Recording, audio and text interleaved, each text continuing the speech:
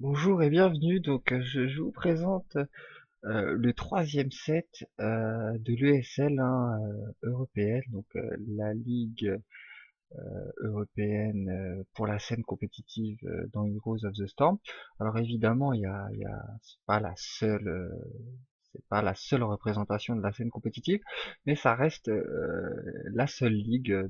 Je voulais déjà vous le présenter et puis finir ce set passionnant. Donc en fait c'est un BO3 pour les personnes qui n'auraient pas regardé les deux autres vidéos. Donc c'est la team Acer contre la team SK Gaming et il y a donc un partout. L'équipe qui va gagner ce set remportera la victoire tout simplement. Donc petit point sur les bans avant de commencer. Donc l'équipe bleue, la team Acer qui a ban le sergent Hammer et SK Gaming, l'équipe rouge, qui a ban Vala. Voilà, donc petite observation des compositions. Pour l'équipe bleue, il y aura Diablo, Malfurion, Zagara, Illidan et Tassadar. Ce qui ressort pour moi, et on verra si c'est ce qui va se passer, mais a priori on peut noter une combinaison AF et de zone entre Zagara et Diablo, autour de Apocalypse et de Mâchoire Vorace. On va voir si ça va être le choix de la team Acer. Et au-delà de ça, on peut noter une composition à deux supports, pour assurer un peu de survivabilité à cette composition, à savoir à Zagara et Illidan. Donc il y aura les boucliers de Tassadar, pardon, et les heals de Malfurion. Donc composition intéressante, mais apparemment la coordination entre ces deux ultimates pourrait être la clé du teamfight, à moins qu'ils proposent d'autres alternatives. On verra quel va être le choix de l'équipe bleue, la team Acer. Donc pour l'équipe rouge, la team SK Gaming, elle sera composée de Nazibo, Tidus, Stitches, ETC et Ringar. Alors, intéressant encore cette fameuse composition à deux tanks, avec ETC et Stitches. Donc ça va être, c'était c'était la composition de la team Acer au match d'avant, apparemment pour la scène européenne, ces compositions à deux tanks sont les équipes professionnelles leur portent beaucoup d'intérêt, ce qui fait que Tidus, Nazibo et Rengar vont vraiment être relativement difficiles à atteindre, On va voir comment va développer, comment SK Gaming va développer son jeu autour de ça. À savoir que apparemment on peut s'attendre à l'esprit affamé de Nazibo pour assurer des dégâts de zone et Tidus on verra bien, à savoir que l'utilisation de son deuxième ultimate, la tourelle, est très souvent privilégié en ce moment suite aux modifications de son premier ultimate, l'invocation du Thor qui vous ne permet plus d'avoir une deuxième barre de vie comme c'était le cas avant. Donc on va voir comment on va développer son teamfight SK Gaming. Donc je vais lancer la partie. La partie se situe sur le temple de sable, pour cette map, des hôtels, des temples qui apparaissent sur la carte et l'équipe qui la contrôle inflige des dégâts aux bâtiments adverses à distance, quoi. Voilà, voilà. Donc map très intéressante, notamment vis-à-vis de l'apparition des temples qui sont toujours au même endroit mais qui sont décalés. C'est-à-dire à un moment vous en avez deux qui pop en même temps, donc une équipe peut en prendre un temple chacun, ça crée pas spécialement de situation tendue, mais à savoir que à la deuxième pop, il y a un seul temple qui apparaît, et c'est là que ça concentre un peu les teamfights, parce qu'en fait il y a un seul temple pour deux équipes, donc cherchez l'erreur, c'est pas possible, c'est ce qui crée des situations de teamfight, et c'est là où ça devient important d'avoir le contrôle de cet objectif, car c'est l'unique qui apparaît sur la map. Donc on peut voir Stitches et Illidan au mid, tandis que au top il y aura une power lane hein, avec Tassadar Malfurion et Zagara, tandis que au bot ce sera Diablo face à Stitches, tandis que pour SK Gaming leur power lane sera composée de Rengar, Tidus et Navibo. Je trouve que la team Acer a beaucoup de push et par extension de des push, mais je vois pas trop comment ils vont réussir à attraper un kill, hein. Même sur un Sarmante de Malfurion, ça me paraît un peu compliqué.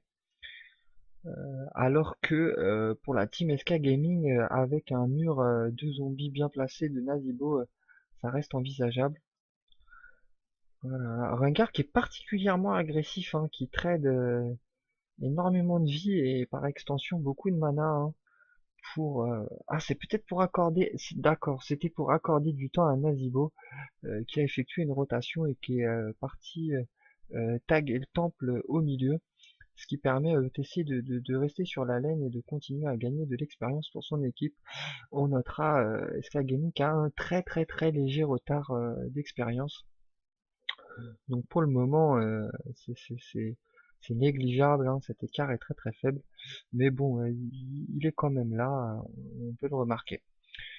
Donc cette rotation au mid pour l'équipe des rouges hein, qui leur assure la prise de cet objectif, et Tassadar qui a juste eu à monter un peu plus haut, on va dire c'était plus simple avec la power lane, la composition de la power lane, ils avaient déjà bien push la lane et du coup c'était facile pour eux de prendre le temps sur cette lane.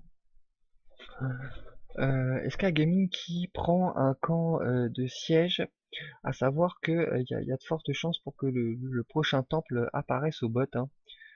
Ça peut être intéressant de push cette lane, hein. Ah, c'est d'ailleurs la réponse de la team Acer ne se fait pas attendre, hein.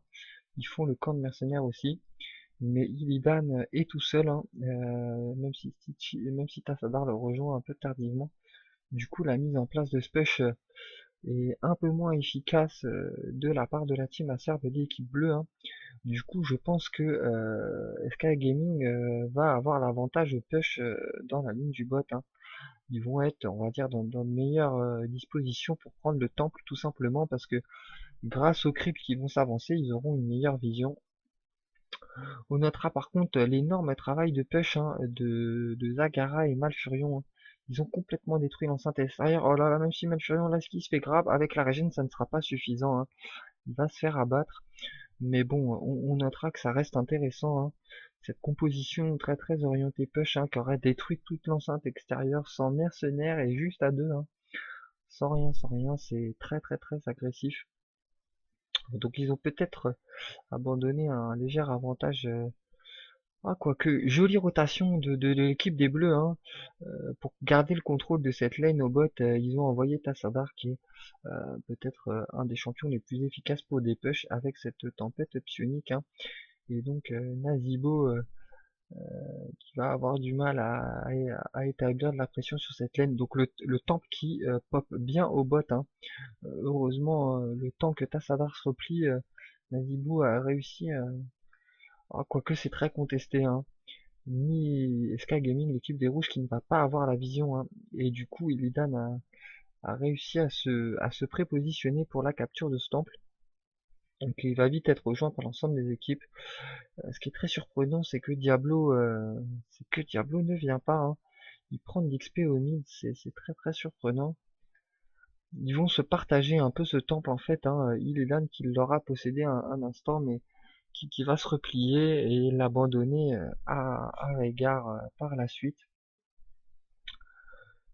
Je suis pas sûr que ce soit très intéressant, parce que en fait en attendant Diablo prenait de l'XP au mid, mais Malfurion lui infligeait des dégâts au bâtiment au top.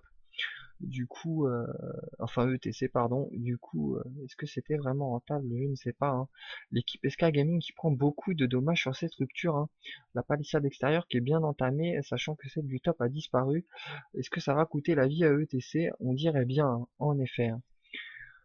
Donc ça coûte de l'XP, mais en termes de contrôle de map, ça reste intéressant, hein. L'équipe des Rouges SK Gaming a perdu quasiment deux enceintes extérieures. Alors évidemment, ça aura coûté la vie à Malfurion et après à ETC. Mais d'un point de vue stratégique, ce n'est pas dépourvu d'intérêt, hein. Ça permet à l'équipe Acer d'avoir une meilleure vision, hein, et éventuellement, comme je vous en ai peut-être déjà parlé, en ajoutant des mercenaires sur ces lignes, d'accroître l'efficacité des push. Donc on verra bien par la suite si ce choix va être rentable pour eux et leur assurer la victoire. En tout cas pour le moment, même si ça leur coûte un level d'XP, ça reste intéressant pour le contrôle de map d'une manière générale. Zagara qui profite de ce contrôle de map pour mettre du creep un peu partout, hein. Avantage toujours intéressant pour la vision. On verra bien si cette vision va être transformée en avantage pour des prises de fight intéressantes. En attendant, SK Gaming ne manque pas d'organiser des pushs éclairs, hein. Avec ce camp de mercenaires, ils vont réussir à abattre leur première enceinte, leur deuxième enceinte extérieure, hein, ils arrivent à égaliser. C'est vrai que le push de ETC un peu plus tôt avait déjà abattu les enceintes extérieures. Donc ETC qui continue à solo push, hein, sans mercenaires et pour un push éclair de 4 héros. Même avec le bouclier de Tassadar, il y a des ultimates, hein, pour temporiser une mule. Ah là là, je trouve Acer, hein, qui abandonne vraiment ce bâtiment un peu facilement, hein. C'est pas cette ultimate un peu tardive de Diablo qui va y changer grand chose. Je dirais même que ça force Tassadar à prendre des dégâts gratuitement. Du coup, Diablo aussi va s'exposer pour assurer à son coéquipier de ne pas prendre un focus qui le tuerait, hein. Ce push est particulièrement efficace qui permet de dégager une position intéressante pour SK Gaming, l'équipe des rouges, hein, qui s'assure le temple en bas. Dommage pour ETC, hein, qui après son seuil de push a essayé de contester le temple au nord, hein, mais il n'ira pas plus loin. Il n'a pas de vision, pourtant il y avait que Malfurion et Illidan à 2 contre 1, ça paraît compliqué. Oh, SK Gaming, très ambitieux, qui tente une prise d'objectif majeure pendant qui profite du fait qu'il y ait les deux adversaires qui soient bloqués au top. Mais Malfurion a vite fait la rotation, hein, il arrive. Du coup le boss régène et il n'y aura pas de prise d'objectif majeure, hein. C'était très risqué, mais relativement une bonne science du timing. ETC qui petit bloque bien, hein, et avec le mur de Nazibo, il récupérera le kill. Transformation d'archonte de Tassadar pour essayer de couvrir, mais malheureusement ça ne va lui permettre que de mourir aussi, hein. On ne peut pas lui en vouloir, hein. Il a essayé de permettre à son coéquipier de survivre, mais autant ça aurait pu être possible si s'il n'avait pas pris ce mur de zombies de Nazibo, hein. Mais faut dire avec le body block très efficace de ETC, ça paraissait très très compliqué de s'en sortir. La team Sky Gaming qui va quand même réussir à convertir ces deux kills par une prise d'objectif majeure, à savoir le scarabée géant, hein, qui va infliger d'énormes dégâts au bâtiment.